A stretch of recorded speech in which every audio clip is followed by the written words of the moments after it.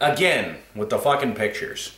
You know, opinions are like assholes. Everybody's got one and they all stink. So for you, people out there in YouTube land, I'm going to share my opinions with you about your opinions that you've already shared with me, for whatever sense that makes. Let's take a look at some pictures that have been floating around Facebook that are really starting to piss me off. Like this one.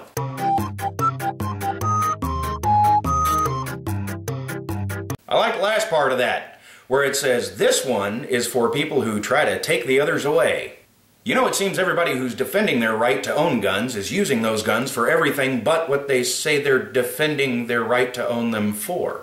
You know, the government could go in and completely change, alter, or repeal altogether the other 26 amendments, but as long as you get to keep your guns, it seems like everybody's okay with that. If the government passed a law stating tomorrow that they can drag out a trial for as long as they want, violating your 6th Amendment, or that you can no longer say anything you want to say on the internet, sure, people are going to get mad about it, but nobody's going to pick up a gun and march down to Washington in force and try and overthrow the government. No, you'll probably just post up another picture on Facebook and get pissed off and go shoot some cans in your backyard. How about this next one?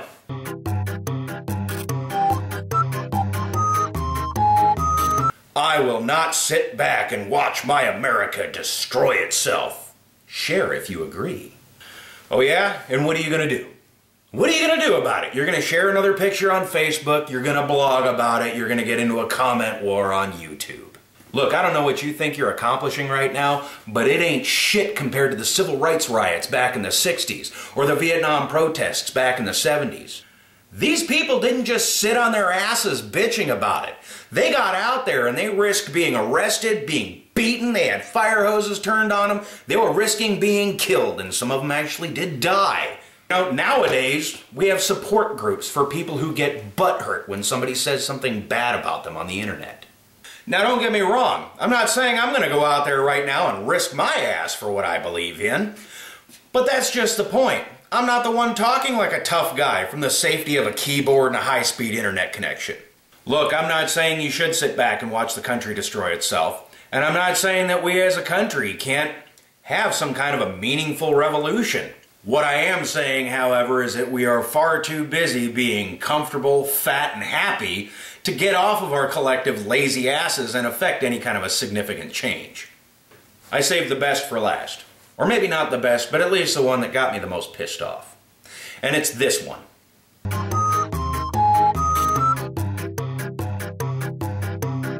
Now certainly this isn't the only picture or comment of its kind that was floating around after the Sandy Hook shootings, but of all the comments and pictures and videos and sentiments, they all sort of point to the same thing.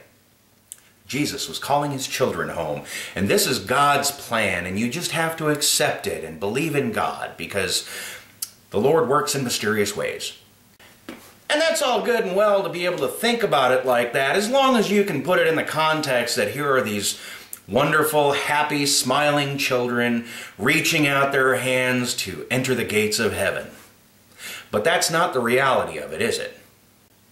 Imagine a parent hears the news while they're at work that there's been a shooting at the school that their 6-year-old daughter attends. And after several agonizing hours of wondering whether or not her daughter's safe, there's a knock at the door.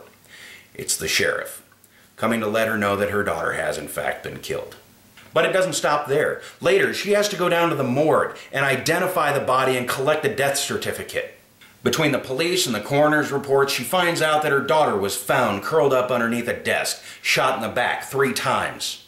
But only one of those 3 wounds was actually fatal. It was a gunshot through the liver. And this child, 6-year-old girl, spent her last minutes on earth crying, scared, and bleeding to death underneath a desk. So these parents lost their children in one of the most horrific ways possible, and you're going to tell them that this was God's plan, that he did this on purpose. You might even go so far as to say he was executing his judgment.